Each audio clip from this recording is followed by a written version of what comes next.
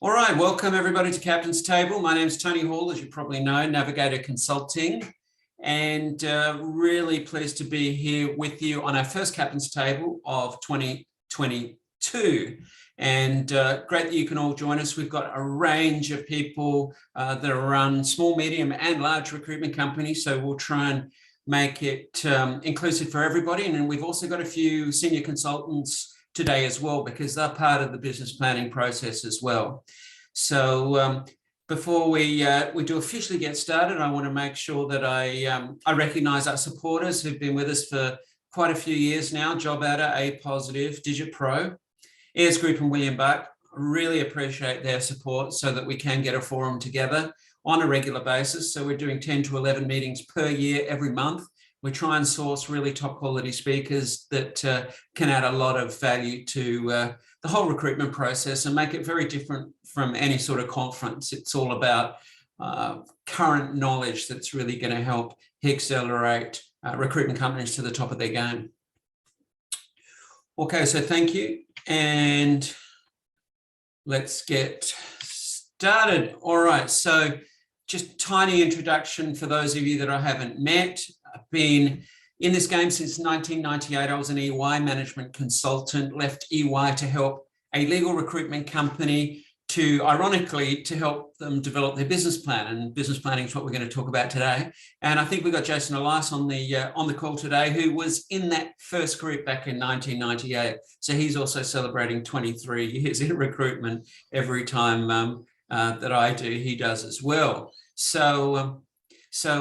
Anyway, done a lot of consulting to recruitment firms. I dip into the industry and run recruitment teams. Sometimes I've done some CEO roles in the recruitment industry and owned a recruitment company that was built and sold to Candle back in 2005.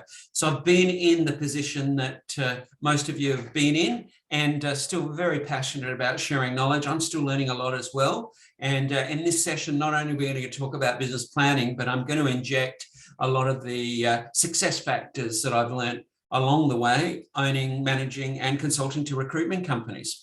There's a very ancient book there that was issued, that was published in 2000, called First Interview, and I interviewed some of the greats of recruitment at the time, of which Jeff Slater's in the book, and he may or may not be joining us today. I don't think he can actually, but some of his team members are here, which is great. And if anyone wants a copy of that, it's in an electronic version. It's sold out of the hard copy version, but if any of you attending today would like a copy, just email me afterwards and I'll send you the digital copy of it. All right.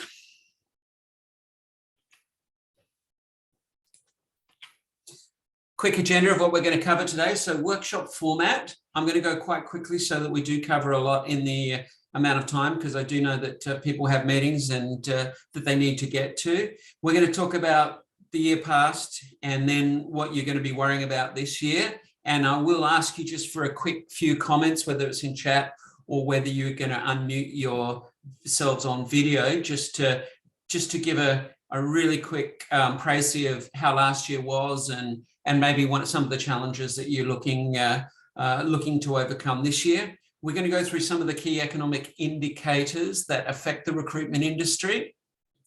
We're going to look at the typical Australian recruitment company and the makeup of the typical Australian company, benefits of business planning, 5 critical success factors for a recruitment business. Going to look at a simple financial plan for owners and leaders of recruitment businesses. We're going to look at what I believe is the ultimate recruitment company. And I have this dream before I do retire eventually of coming out with a blueprint, if you like, that is the ultimate recruitment company, and what it looks like, how it's structured, what performance looks like, financials, location, specialty, all that sort of stuff. We're going to look at some consultant success secrets. So I have recruited quite a lot myself. And I've coached a lot of team members over the years. And so I will share some consulting success secrets. And then we'll get into some really, really short business planning in the one-page format. I used to produce massive volumes of 3-ring binders when I was back at EY and charge $60,000 or $70,000. And now I've got it down to a very concise one-page version. because I believe that the one-page version is going to have a much better chance of being implemented because it's easy to remember, it's easy to refer back to, and no one's going to refer back to the 150-page business plan, I don't believe, although the thought process that goes into that is very valuable. And then finally, we're going to do a brief summary of what we've covered today. All right, so let's go. Anyone want to just quickly volunteer how 2021 turned out for them? Anyone? Anyone? Pretty strong in most reports, I hear. Anyone, can you raise your hand if you had a really good year? Maybe this is a better way of doing it. Did you have a great year in 2021? Anyone? Everyone that I can see? Good, all right, most. Okay, so generally the recruitment industry had a very, very good year in 2021, regardless of the COVID situation. Everyone from what the reports I hear, as you've probably heard, managed the work from home scenario as well as they could. They've had some time to prepare for it now over 2 years.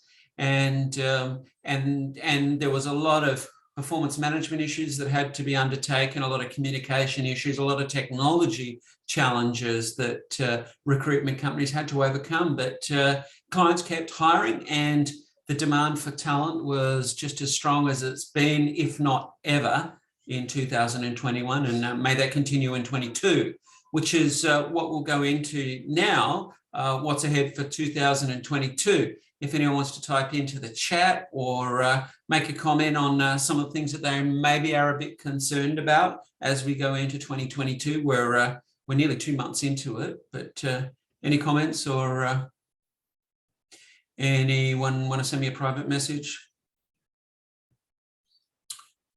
Okay, yes, no, that's good. People are a little bit worried about the economy, about where it's headed. And whether we get another strain of COVID that's going to bring everything back into work from home again. Yep, that's very reasonable to think about as well. I think the good thing is that we do have everything in place, technology-wise and performance-wise, and as far as communications go, that we can manage more work from home. I do feel for the commercial office operators in the big cities. I think a lot of those buildings aren't going to go back to full capacity in a hurry. Yeah, Richard, thank you. Planning with confidence after so many interruptions. You're right. I mean, and who knows what's ahead as well. You know, we still got to remain quite nimble and be able to change as quick as we can. Anything could happen. Anything could happen. Any of you that have been watching the Jack Reacher series on Amazon Prime or have read the books by Lee Child, Reacher always talks about plan for the worst, but hope for the best. And I think that's quite a good adage in the recruitment industry as well. Thanks there, Bill. Strong demand remains. Hybrid working here to stay. I think that's a great summary. Definitely hybrid working. A lot of people have really enjoyed the working from home. Those people that are juggling families, it can have its advantages, of course. There's been a lot spoken on working from home and the pros and cons, but I think we know how to navigate it now, which is good. And certainly in this sort of forum, it works well because wherever you are, we're able to share ideas and communicate together. So I quite enjoy it because it doesn't matter where in the world I am, I can still be communicating with my clients and maybe saving a lot of money on travel and protecting our health too, for those of you that do travel a lot. I think it's important. All right then, so the year ahead, let's have a look at some of the economic indicators that we might look at in the world of recruitment. And I've just picked out maybe the top 6 that I normally look at, and you might have others as well. But I think this is always good to have a look at when you're doing your business planning and kind of think about what's coming up. GDP, for example, is, you know, the overall economy expected to increase by 4.5%. The Reserve Bank is very bullish and are also hinting at rises in interest rates to contain the growth that we're having despite all the issues we had with COVID, of course. So they're very bullish, and a lot of the other economists out there are bullish about 2022. I guess the only thing that we need to worry about is what do they call it? They call it geopolitical risk, and we're seeing that in Russia at the moment that can spook our markets and spook our economies. It seems so far removed from us, but the domino effects of things that can happen in other parts of the world can affect our markets really quite quickly. So we're going to keep an eye on what is happening overseas. And I talk about stock markets at the end, but just while we're mentioning international markets, I like watching the US market because I believe that as the world's biggest stock market, the way investors respond to what's happening around the world, for example, the overvaluation of technology stocks that we have seen over recent weeks this year, it gives a good indicator of what the world's largest stock market and some of the biggest investors in the world are thinking about where the economy is heading. So do keep an eye on the US and the sectors within the US market. And right now, as I said, we've seen a correction in some very highly overvalued technology stocks. And we also what happened to travel stocks in the US too, the cruise liners and the airline stocks, again, really reflective of what's happening in world markets and world economies. Unemployment still relatively low in Australia. The ABS reckons 4.2%. I would argue that that's pretty much full employment because those that are represented in that 4.2% unemployed, there's so many jobs on out there that most of them probably, if they had the capacity to work, could be employed. Especially with our borders still relatively tightly maintained in terms of immigration. And immigration is another really important factor for the recruitment industry, as you all well know. And now that international arrivals are allowed, not that people are going to be flooding into our country, but hopefully that's going to alleviate some of the unemployment or alleviate some of the talent shortage, I should say, that has occurred due to COVID restrictions. Interestingly enough, I am talking about job ads, which is the next one. Seek job ads were up a massive 39% from January 2021. That was from a very low base back in the previous January when things were hit really, really hard. But job ads were up 4.9% higher compared to December in 2021. So relatively strong as far as job ads go. And then there's several job ad sources you can look at, of course. And I'm really, we've got Saxon on the call here. I'm really keen to take a closer look at his work later and encourage you all to check out his company Rover, because I believe that job advertising is very, very important market intelligence for everyone in the recruitment industry, because you can drill down to location, to sectors, to employers, to other recruitment companies, and even to job titles to get a really good handle on what trends are occurring in the markets that you are recruiting in. And it can also help you, well, when you are expanding into different markets as well, to have really good market intelligence before you do expand. So check out that and keep an eye on job ads. A lot of them are quite low level, I've noticed too, low salaries. I'd like to do some further analysis. I really wish Seek would give us much better analysis of what's happening rather than their job report, which is really quite small each month. But they could really drill down and tell us, what salary bands, job ads are being advertised in, which specific segments of the market, not just industry sectors, are showing growth or decline. Both very interesting. And you can see by sector here, healthcare strong, as it has been, since we did this last year. And then technology always will be strong. I don't think you can go wrong in that sector. And transport, manufacturing and logistics is the full name of that sector, still really strong. Online ordering happening. Everyone's got really used to online ordering, and it's here to stay. And it's really convenient, and a lot of the technology is evolving quite quickly in that area. Food is a staple, still strong. Trades and services, we commented on this last year. Anyone that's tried to get a tradesperson will know that it's really difficult. There's so much work on, not just in the regular construction sector, which is the final one that's still quite strong and likely to be stronger now that COVID restrictions are reducing. So yes, weaker segments is the next part of our overall analysis before we get into business planning.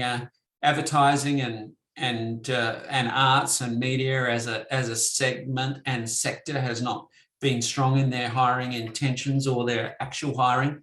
Insurance, relatively small. Super and science, also not strong sectors. All right, and then we look at business confidence. Big surveys are done by many institutions, financial institutions usually, or consulting firms. They ask people how confident they feel about the year ahead. And for the first time in a while, that level of confidence has bounced back into positive territory after being severely negative in 2020 and 21 as COVID restrictions were hindering economic activity. So watch out for that.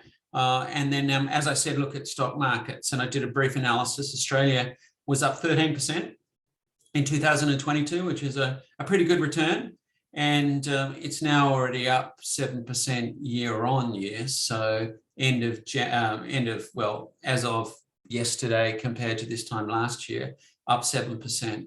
So keep an eye on what's happening as far as stock market trends go. All right, so they all make sense to you as economic indicators that do affect the recruitment industry and can influence your business planning and also the strategies that you put in place in the new year. One thing I'll quickly say while I take a breath, we've got some really bad weather in Queensland and New South Wales. If by chance we do lose a connection, which we've never done, we never lost a connection in the history of Captain's Table Online, touching wood as I say that, but we will continue to record and send you a copy of the recording if we do have a glitch, but fingers crossed everything's going to go well.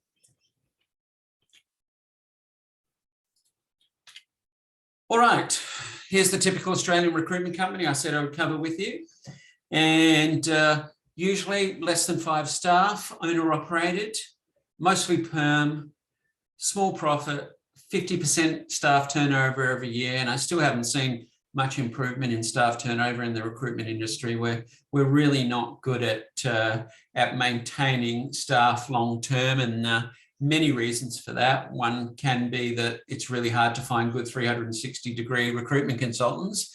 So therefore we drop hiring standards and we try and get the best out of the people that we can hire. And often we're trying to put a square peg in a round hole, which puts extra pressure on the business and the individual to perform, causing a degree of staff turnover, which has been quite high. And for many years, I've been talking about splitting up the recruitment process so that we have people that are really good at the tasks in the recruitment process. And those of you that heard me speak before will know that I've identified 50 steps in the recruitment process. It's a very complex process. You need to get all 50 steps right to have a really good result, and to find individuals that are able to handle those 50 steps and juggle those 50 steps, be great communicators, great salespeople, great administrators.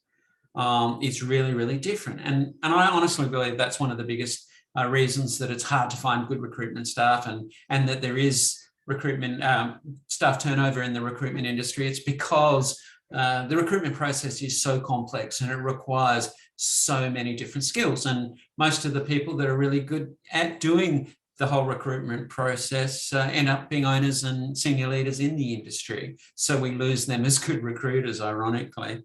So we can talk more about that as we go through. And most recruitment companies don't have a plan.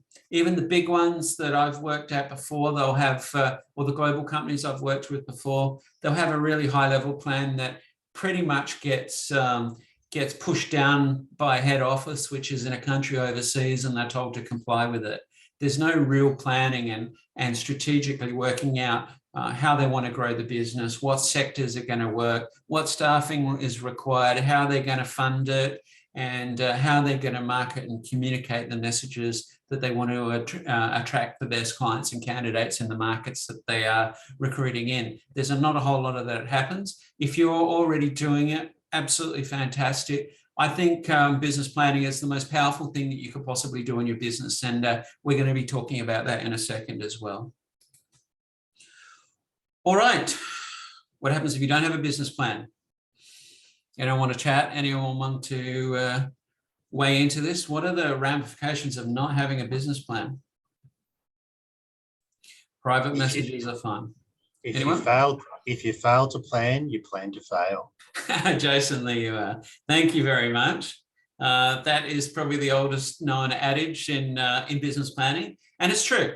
If you don't have a goal, you don't have a plan, what are you going to do? Where are you going to head? What are you going to be happy with as far as performance goes?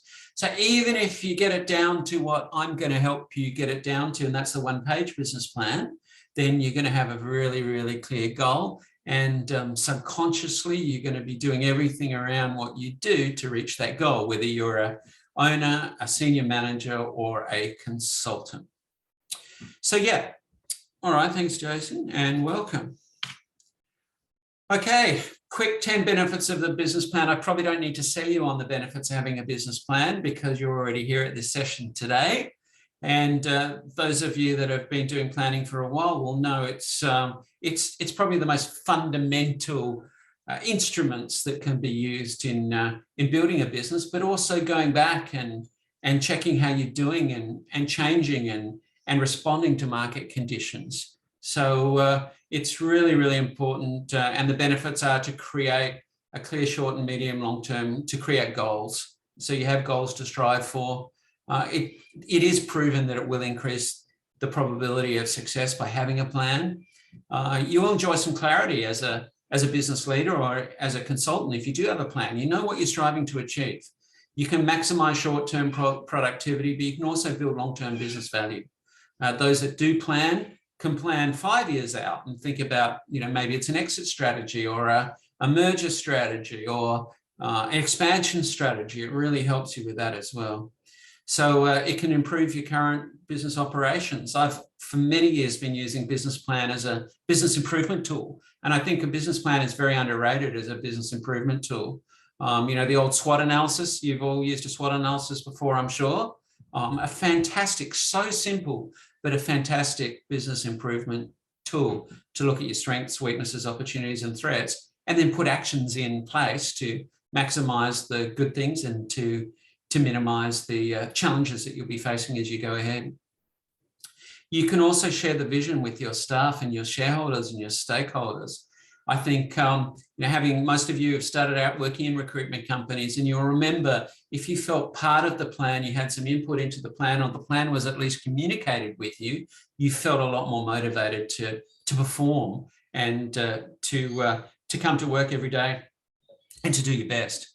So as I mentioned before, business planning is great for succession, and it's also important for focus, so that in recruitment, if you've got a 50-step recruitment process, imagine how many moving parts there are for you to be thinking about, especially as a leader of a recruitment company. You've got to watch all those parts, and you've got to manage a team of staff, and you've got to train, and you've got to manage clients and candidates, and it's a very, very complex industry. And those of you, those commentators that say recruitment is not cliched rocket science, I believe it is. I believe it's one of the most complex businesses around.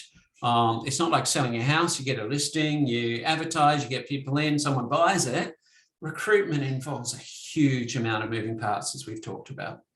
And then finally, so anyway, that focus is really important. If you can distill down what's really important for you to be doing, you're going to be a much more successful business person. And so that's why business planning is also important. And the final one, it holds yourself accountable to stay on track.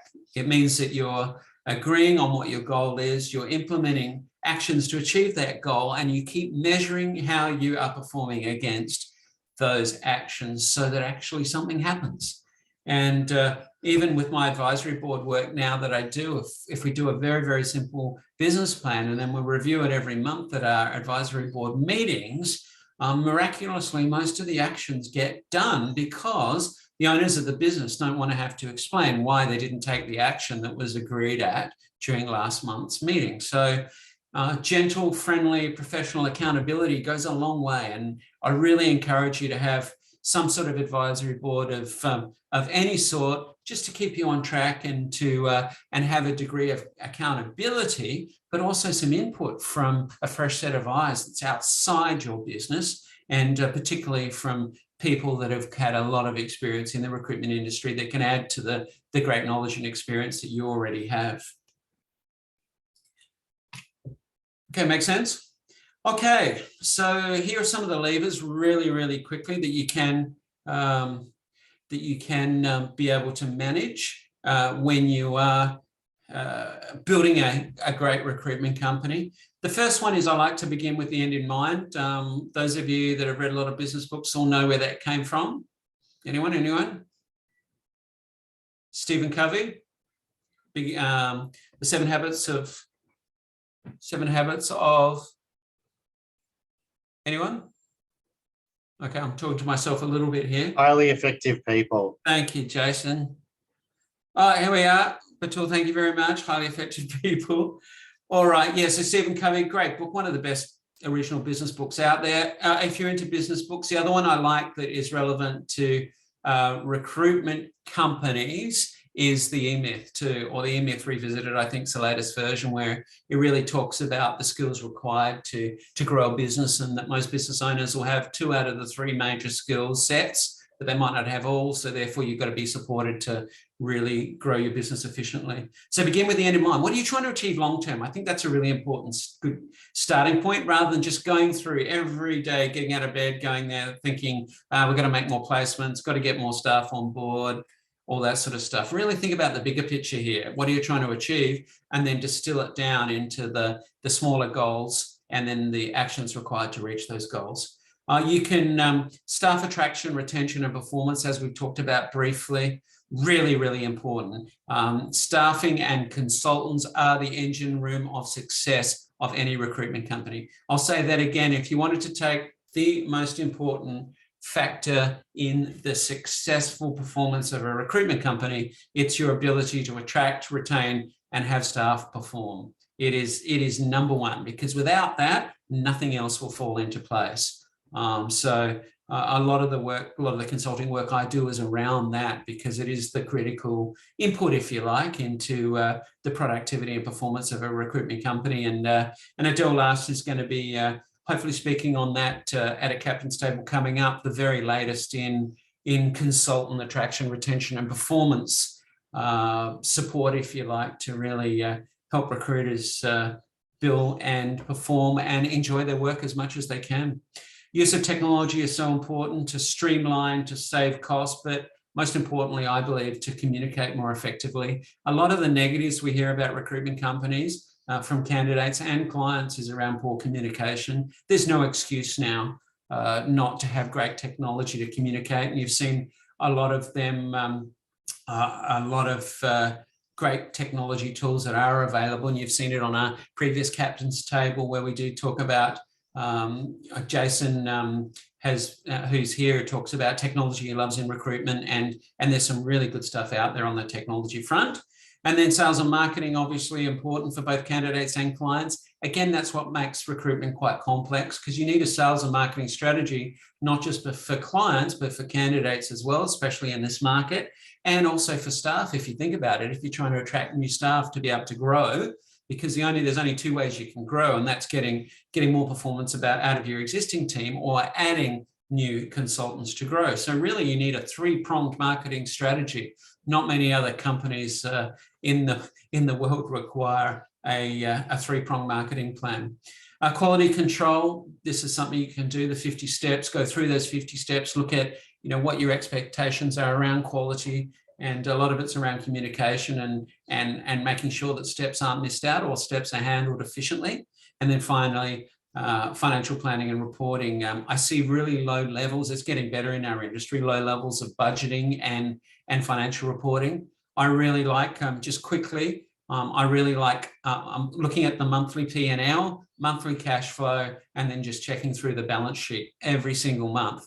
And if you've got a good accounting firm, such as William Buck, who we've got on the call today, they will, I'm sure, agree with me and help you implement that sort of stuff if it's not happening for you, because you really need to be able to measure and to change really quickly and make sure that your business is growing profitably and your cash flow is in good shape as well.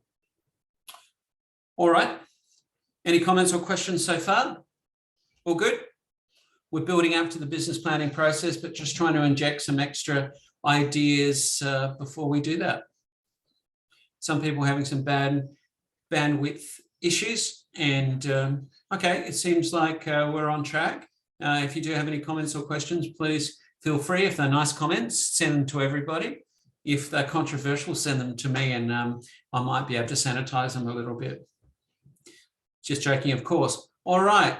So not so long ago, we put together a recruitment business accelerator program. And what I wanted to do is I wanted to put a program in place that captured all 23 years of knowledge of growing a recruitment company and putting it into one series. And I recorded 10, maybe it's more than that, maybe 15 video sessions. And I'm telling you about this because it's a bit of a story against me. I recorded it because I didn't want to forget everything that I'd learned.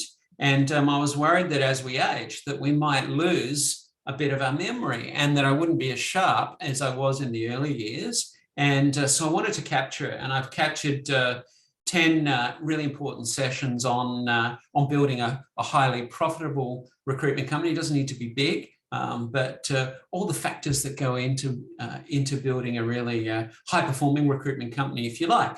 And anyway, so got the steps down to 5 really key critical success factors. And what's relevant to today's discussion is that clear planning is the number 1 and most important factor here. So as you'll see, number 1 is clear planning. Without clear personal and business goals, the business will drift and decay. It really will. And you've got to have a very, very clear plan of where you want to take it as a business leader. But as a consultant, if we've got some senior consultants on today, a clear plan of attack for you going forward too, not just come in every day and work out, yeah, I've got to call that candidate, that client, I've got to do this, I've got to do a reference check, really clear plan of what's required. And we're going to talk about that in a minute as well.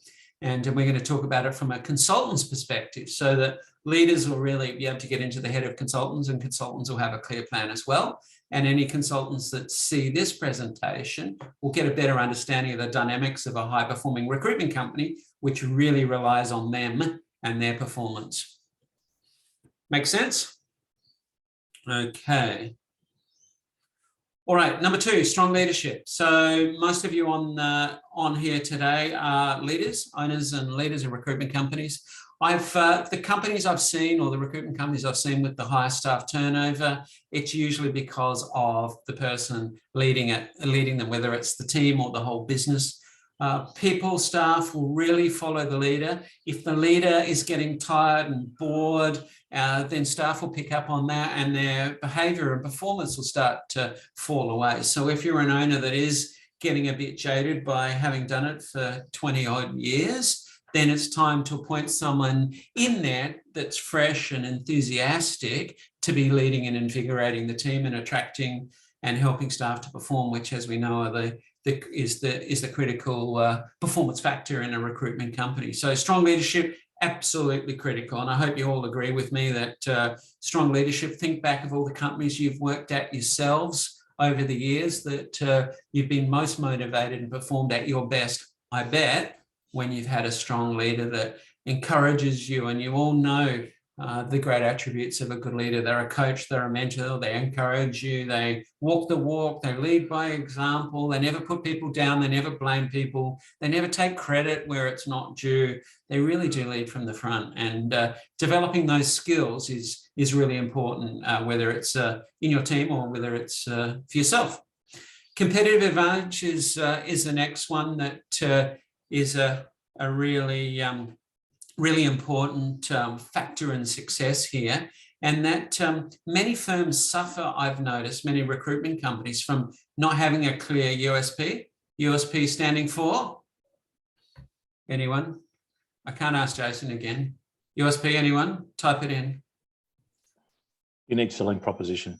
Thank you very much, whoever that was. Oh, unique selling proposition. Thank you, Saxon, and someone else, I think. Unique selling proposition. So I've actually got UPS, which is the freight company out of the US. There, a unique selling proposition. You need to stand out. What does your business do? What does it specialize in? What market? What segment? It needs to have a specialty. Thank you, Richard. So that's really, really important. And being too generalist is not what it's about, because you're not going to be able to compete as effectively if you're too generalist. So you can still specialize if you are a generalist recruitment company. For example, you can specialize in salary levels between this, and this, across that, and that, if you know what I'm saying. We're not going to go into marketing strategy too much today, but to have a competitive advantage, you need to really know what it takes to stand out. You need to know what your competition is doing.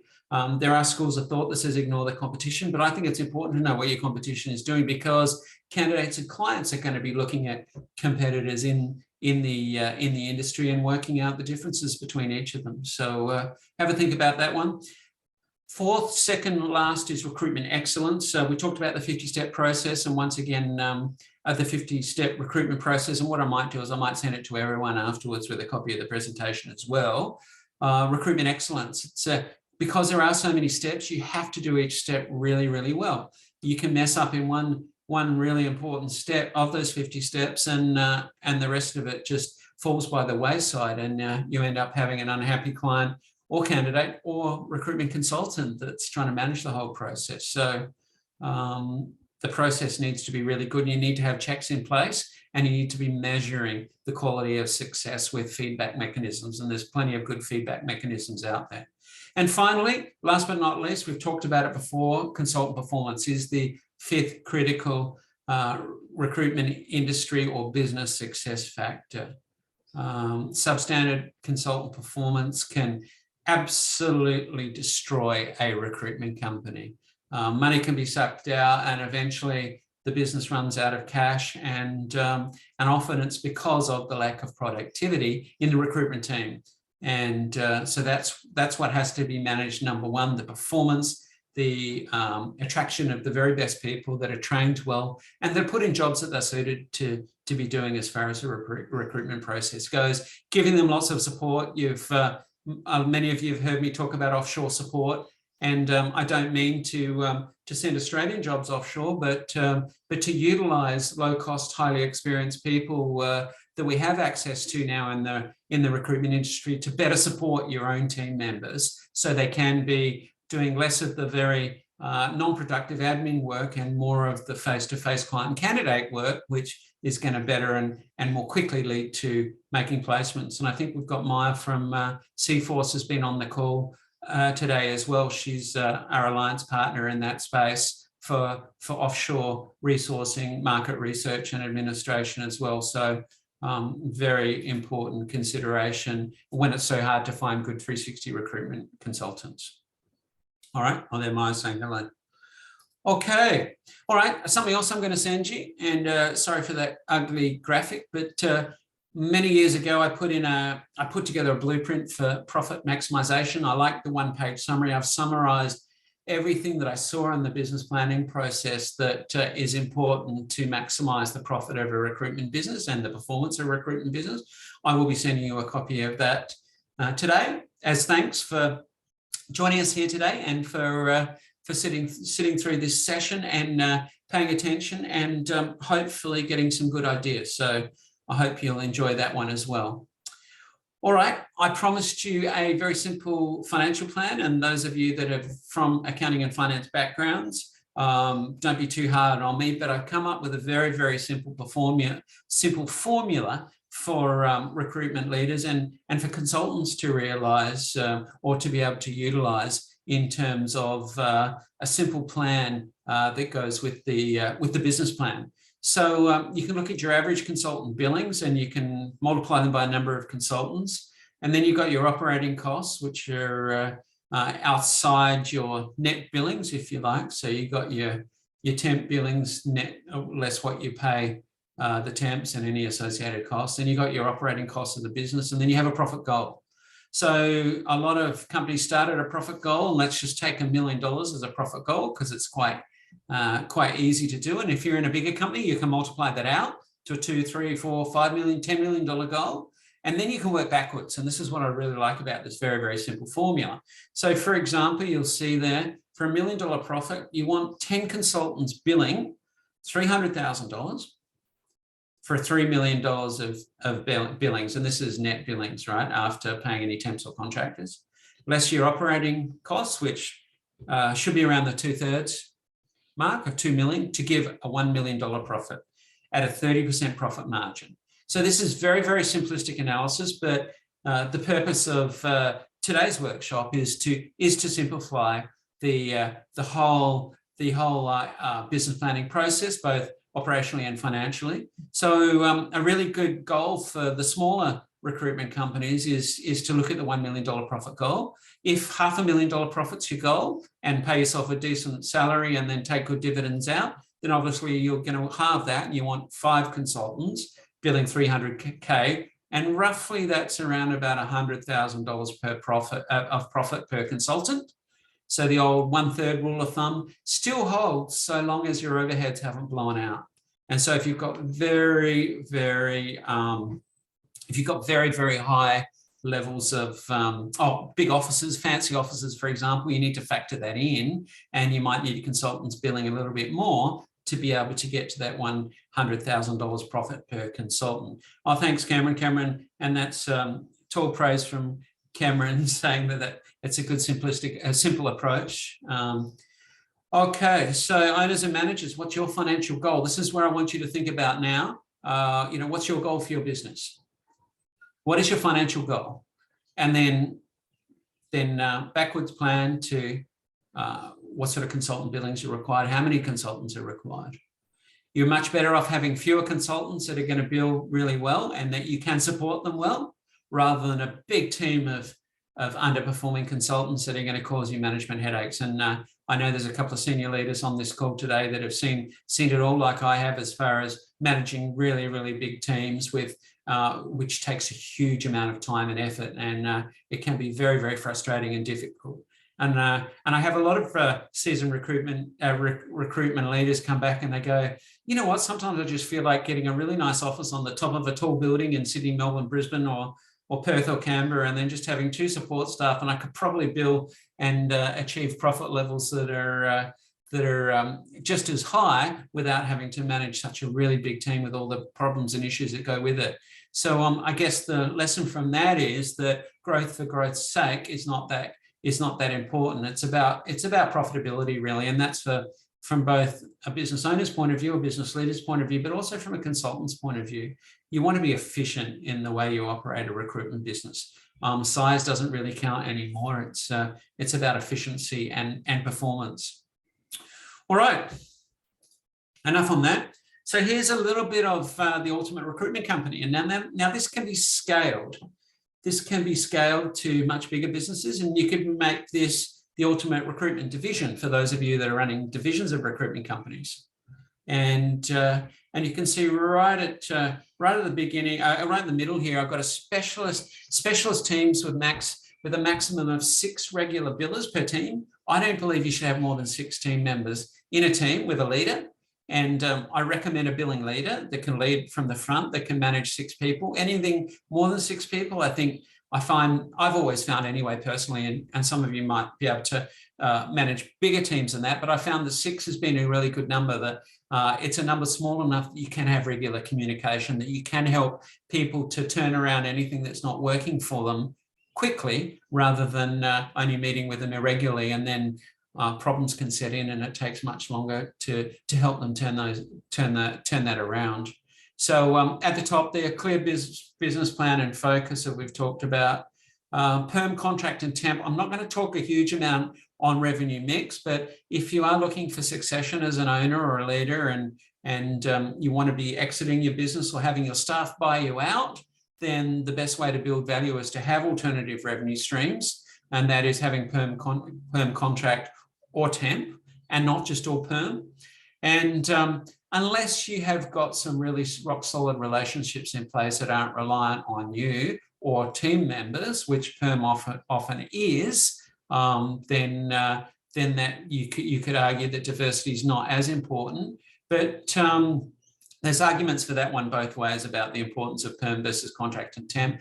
I think it's a good offering for clients to be saying to them, hey, you're looking for the senior perm person. In the meantime, it's going to take quite a while to find this person. In the meantime, we've got a contractor ready to go that can actually fulfill that role for you. What a great way in which to build a contract book as well, or a temp book, while you are doing a very important recruitment process. And I've seen a lot of recruitment companies do that very successfully. Before they know it, they have a good contract and temp book, as well as a good permanent team that work together and work hand in hand with each other and help to build the business that way.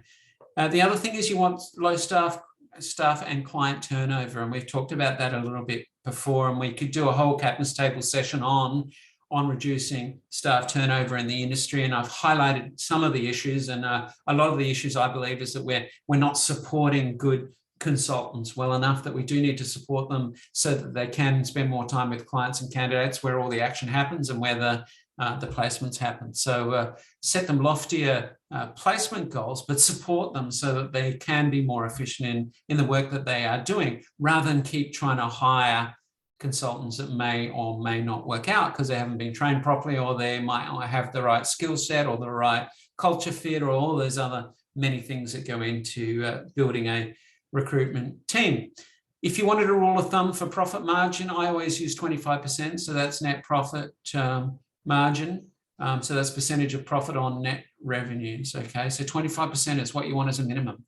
And I'll say this now, and that is, we're in probably one of the biggest recruitment booms we've ever had. If your business is not making a 25% profit margin now, there's something that's not working. And you might be in growth mode, of course. You might be investing and growing really rapidly, and therefore your costs are escalating. But if you aren't growing and you've got a team of 10 people and you don't have a 25% profit margin, then there's something in your cost base that's not working, or most probably it's in the expectations you have of your consultants and their performance. So, really look at that minimum 300K of billings per year per consultant. I know that's across the board. But it's another good benchmark to have. That's really what the minimum you want to have per consultant. So for consultants that are on this session here, they're going to want to have 300 as a minimum anyway, because there's some great commission structures and bonus arrangements in our industry that are highly motivating to earn really, really good money for recruiters, especially in this market, if you can source great talent and put them with great clients. All right, that one makes sense? Bit of a snapshot of the ultimate recruitment company, and obviously you can have teams around. You'd have 6 teams doing that, and then you have a very, very profitable and focused recruitment company, which is well led with high performing recruiters. All right, now this is about consultants now. All right, so bear with me, and I'll try not to go too long, but I really want you to hear me out here for the next, we've only probably got about 5 more slides to go. So if you can stick with me and make sure that you just pick up on this last little bit, then it's all going to fall into place by the time we get to business planning for you. Okay, so this is for recruitment consultants. And if you're not a recruitment consultant, you're a senior leader or an owner of a recruitment company, this is obviously really important for you to know. It might have been a while since you have recruited yourselves.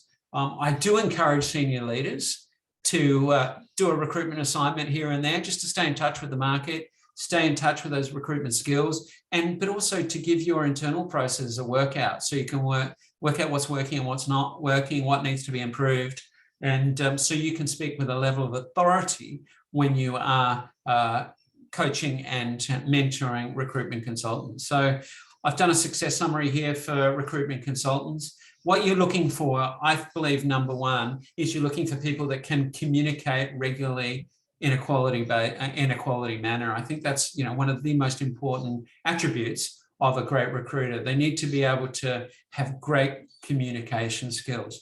They need to be resilient, as you well know, and they must have professional persistence. They must keep at it and at it and at it, because there are 50 steps, as we've talked about before. And it's not an easy job, and there is some repetition in it, but it's hugely rewarding if it's done right. Constant demonstration of value to clients, I think, is important to justify fees. Recruitment fees is one of the biggest, I guess, barriers to companies using recruitment companies. And if you do some analysis on Seek on jobs advertised by companies versus jobs advertised by recruiters, still well over, I don't know, 2/3 to 3/4 of jobs are directly advertised by companies. So they still don't see the value of outsourcing to a recruitment company. Well, not all of them do, I should say. And a lot of that, I think, is around the constant demonstration of value, not just once telling them, hey, I can save you a lot of time, a lot of money by recruiting for you. That needs to be reiterated, and repetition needs to be used a lot. And marketing needs to demonstrate the value consistently with your clients on that $15,000 fee and how much actual value that fee is bringing by accessing quality talent that the company would never normally be able to access and source themselves.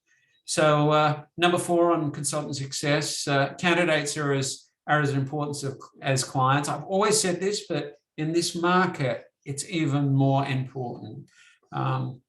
Controversially, I would say that, maybe not controversial to some of you, that a reverse marketing strategy is the only strategy to have in this market when there's a shortage of talent. Very pointless taking on a whole bunch of jobs that can't be filled and then let down a client who says, yeah, recruiters are no good, they can't deliver, I might as well do it myself. I believe it's much better to really build strong candidate relationships, a level of exclusivity with candidates, and then be marketing candidates as your recruitment product to good quality clients, so clients see the value of you bringing them good talent, and then will have no issues paying fees, and therefore no necessity to heavily discount fees unless there is something given back in return. And that's a whole other discussion, of course. But the point here is that the candidate care is so important. And another adage I've used over the years is, if a candidate's good enough for a consultant to interview, they're good enough to place. So every candidate that is interviewed will find a job. Therefore, anything you can do around supporting your recruitment consultants to be placing the candidates they do interview will be great. We'll talk a little bit about activity measures in the next in the next slide, because that's important to the whole process as well.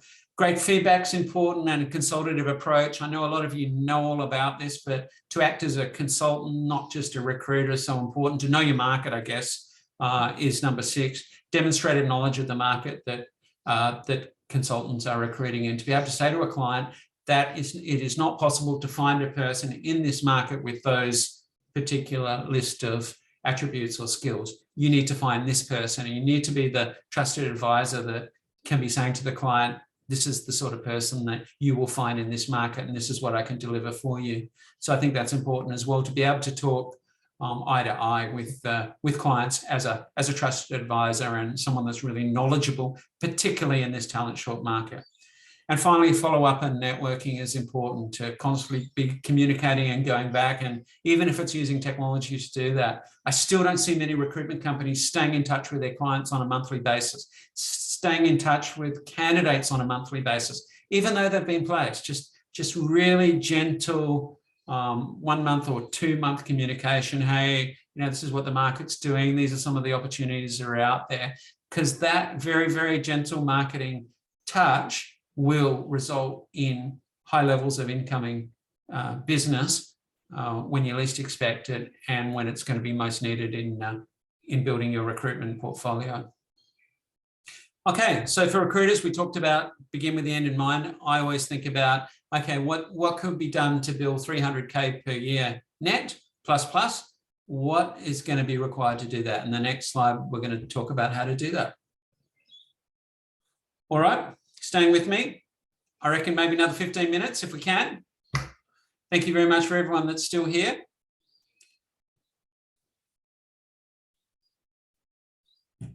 If you've made it this far, you've done well, and I'm going to send you a lot of goodies after this to say thanks for attending today.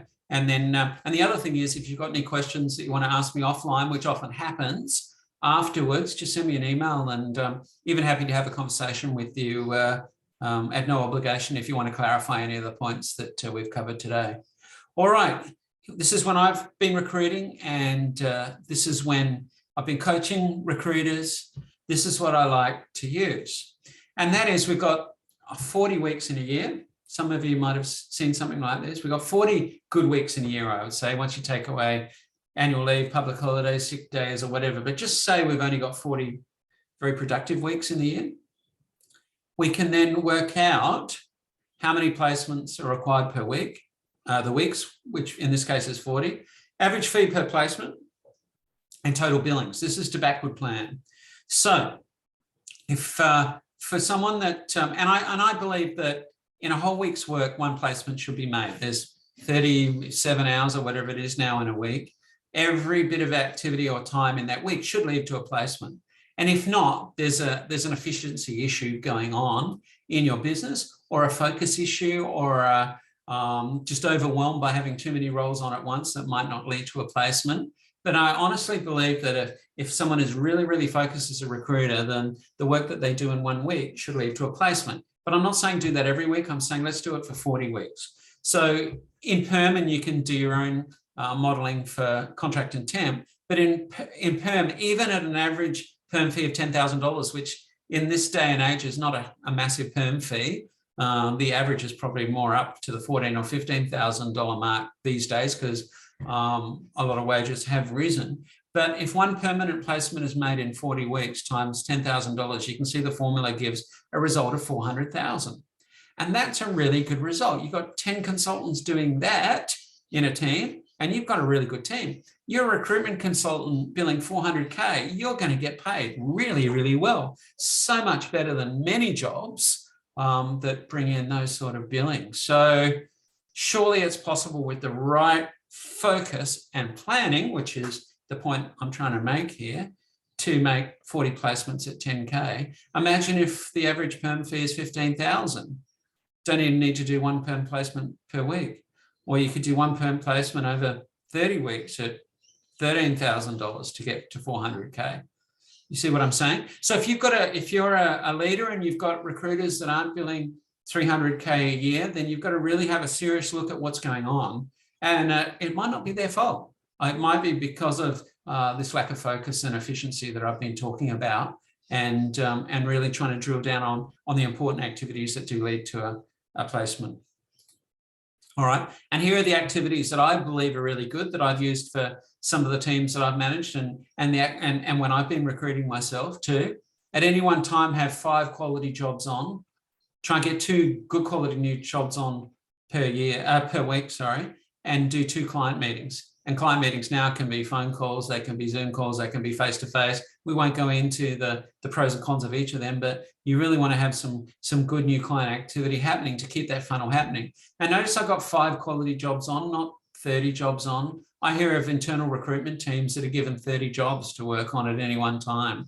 I mean, that's just horrendous. So have a think about your consultants having good quality jobs that they're likely to fill. Otherwise, you're paying wages to consultants that aren't filling jobs. Therefore, you're not getting any return on the wages that you're investing as a business owner or leader, and vice versa for a consultant. The time that you're spending is not equating to an actual result. So it's all about getting a result, obviously. Here's another one for you, and everyone, you can develop your own here. 10 internal candidate interviews, 5 candidate client interviews, and 2 offers per week. So what I used to do is just look at that 5 candidate client interviews. I go, right, I need to put 5 good quality candidates in front of 5 good quality clients every week. That's all I would focus on. And it sounds really simplistic, but it always leads to 2 offers. And hopefully 50% probability that one of those offers is a placement. So really, really simple metrics. I'm not big on huge KPIs, but just simple metrics such as these to lead to a placement. So recruiters and recruitment leaders, I urge you to work out what are the quality metrics that your team members should be focusing on, or what you should be focusing on as a recruiter. All right, and then finally, the final culmination of all of this, you need to have a why. Why are you doing it? So it's all very well to have a goal, $1 million profit, 400K billings, build a new division of 6 people, whatever it might be. But there needs to be a why. There needs to be something that drives you to do that. And this is very, very personal. This is something you really need to look inside and think, why am I doing this? What am I doing it for? Is it my family? Is it for my intellectual challenge? Is it because I want to learn and grow? Is it because I really enjoy seeing the look on people's faces when they are successful? What is the why? Why are you doing that? And you need to keep tapping into that so that you can get out of bed every morning and be motivated to go to work and to really make this stuff happen. So it won't happen with planning alone, is my point. You need to be tapping into what's driving you to do that and keep reminding yourself on why you do it. So this is my why. I'll just share you a little bit. Last year, I set myself a goal. If I reached a certain level of advisory board clients, then I would teach myself to fly. Because the borders are closed, I couldn't fly to Sydney, Melbourne, Canberra, Perth, Adelaide, all the things I used to do. So I thought, well, if I can't fly, I've got time, I should teach myself to do it. So this was my why. This is what motivated me to work really hard, because flying is not a cheap sport. If any of you have learned to fly, it's not cheap. But it was a great time to do it when the borders were closed. And had plenty of extra time because there was no travel going on. And gosh, it was a great experience. It got me out of bed every day. It got me motivated, got my brain working on a completely new level because it's quite a complex process. But it was great. It was really motivating, and it motivated me in my work. So what is it for you all? What's going to keep you motivated outside your work so that you are motivated to keep working hard and doing well so you can fund something you might be doing outside work. And if you've got children, that's a big factor too, especially if you're paying school fees. You're really motivated to be successful as a recruiter or as a leader in recruitment. That's a good motivator as well. Family is a good driver. So relationships and hobbies, have a think about what it is for you, is my point. Because you need to tap into that when you're business planning, because then you'll have a much bigger chance of being successful, and you'll know why you're doing it, and you'll feel motivated to get it done. Okay, so my success mantra down the bottom, as I said to you before, I just would focus on 4 quality candidates to 4 quality clients per week, or 4 quality new regular clients per month, to really build a portfolio of success in recruitment. So it's with a bit of planning and a lot of focus and understanding the why, success is there, especially in this market. All right. So enough from me. And I know I've been bombarding you with a lot of information, but I hope it gives a lot of context into the business planning process. And you are never going to be able to construct your own business plan in this workshop without us going, okay, we're going to go silent for half an hour. You need to put some thought into this process. You need to take everything that I've shared with you, plus any other experience you've had in business planning, to develop your own custom business plan for you as a business owner, as a business leader, or as a recruitment consultant. I'm going to send you templates for both of them. And here is roughly what the company one-page plan looks like. You have a purpose. What are you doing this for? What's your long-term goal? You're setting your key business goals. And financial is really the only thing that you can measure. But you might have a financial, and you might have a staffing goal, and you might have a market leadership goal in the sector that you might be recruiting in. And then you have the key actions required to achieve these goals. And it'll be getting X consultants that are billing this, marketing support doing this, location is this, whatever it might be, you'll know what it is to achieve those goals. You can do a mini SWOT analysis, which I really encourage you to do, to determine what areas of the business you should keep focusing on and what areas are potentially going to get you unstuck as you go through this process, and plan for it straight away. Remember, hope for the best, plan for the worst. And then how to stay accountable, motivated, and most of all rewarded to achieve this. That's just as important. This is the why, and what are you going to do to make sure you do stay on track and you do very well. So that's the company one-page business plan, which you need to sit down with your favorite beverage, whether it's a green tea or a glass of wine or whatever, or a coffee or whatever it might be. Really shut yourself off from the outside world and make an effort to do this really, really well. And if you do want to share it with me, happy to have a look at it for you and offer any input if you'd like. And then you'll see down the bottom that I've put to sign here, and I can't remember, it was one of the American greats. I think it was Zig Ziglar way back in the 80s. He said, if you sign a document, you are subconsciously committing to making it happen. And so I've always included a place for a signature down there so that you can sign off that this is what you're going to do as a business leader or a business owner in this case. And then we've got the consultant one-page plan. And I've used this for, God, I don't know, dozens and dozens of recruiters over the years, and really helps them get focused. And this is, instead of a performance review, every quarter we'd come and revisit their one-page business plan. And I really like that, rather than the really, what do you call it, the process that's adversarial, where you're talking about which areas of their performance are no good. You can bring them back to their plan. Okay, so this is your goal. This are the actions you said you were going to do to reach this goal. What stopped you from doing that? And you can really help coach them around adjusting their activity and their actions so they get back onto their goal. And it's their goal that's important, not the goal of the business. So business leaders, you're hearing me on that one, I'm sure. It's their goal that's much more important than your goal. You can't impose a goal upon them. Just as you remember that you can't, anyone that told you you've got a budget, you need to buy into that budget. You need to buy into that goal. And I believe the one-page planning process does the same, and they can sign off on that as well. And they need to carry it with them. A lot of people pin it up on their notice board or somewhere, or even in their bathroom every morning. They look at it so that they keep subconsciously going back to the actions that are required to achieve those goals. Important to share the plan. Share and communicate is important. And make sure that people around you, whether it's family, friends, or whatever, know what your plan is. Share it with a business partner, someone outside the industry, someone that mentors you or coaches you or advises your business. Share it with them so that you've got this level and degree of accountability to ensure that there's a big chance it'll happen. And we're there with a summary for you. So you want a SMART business plan. You've probably all heard that acronym before. Measurable, achievable, realistic, and timely. That's what the business planning process is about. And you'll see that this planning process incorporates SMART planning. Focus on the critical activities. And this goes back to the distraction I talked about before. For anything you do in business, what are the most important things? You want to be able to think, okay, I've got a gap right now in my diary. What's the most important thing I need to be doing now? And it should always go back to those key actions that you've identified. Ignore distractions, communicate effectively. Communication is a big part of all of this. Review constantly and improve. Be open to new ideas from people from outside. Don't think you know it all, because I don't know, even those of you that have been around for many, many years in this industry, it's always changing. There's many things to learn.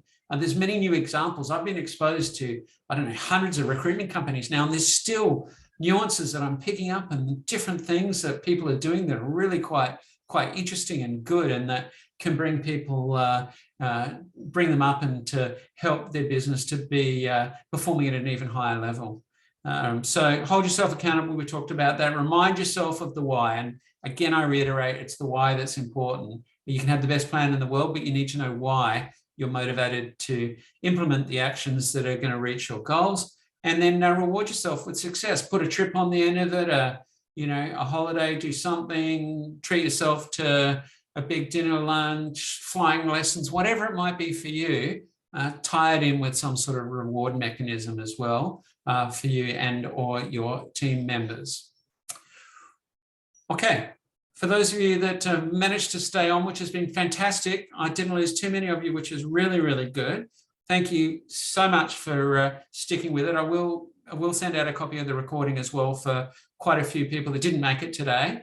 But if there's anything I can help you with, any further questions, because what we might do is we might finish up so that you can get back to it, because I have taken a fair slug of your time. But instead of having too much Q&A now, because I've put so much information here, please do email me on th@navigatorconsult.com. If you've got any questions or anything you'd like to discuss, I will be emailing you some templates, all the things I discussed today. I'm going to send you a big pack, so look out for that a bit later on today. And feel free to give me a shout anytime and discuss any of this.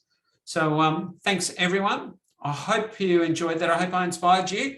And I'm really looking forward to, number one, knowing that you have put your done your one-page business plan and put it into place. Please give me some feedback on that later, that you have actually taken an action. And then I want to hear the results as well of your planning, because I'm really sure you're going to do well out of it.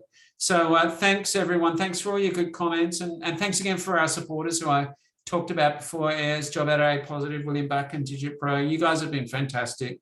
And you've been able to keep Captain's Table going during COVID. So thank you, everyone, for being here. And we've got another really important Captain's Table coming up next month, and new details will be sent soon. Thank you all.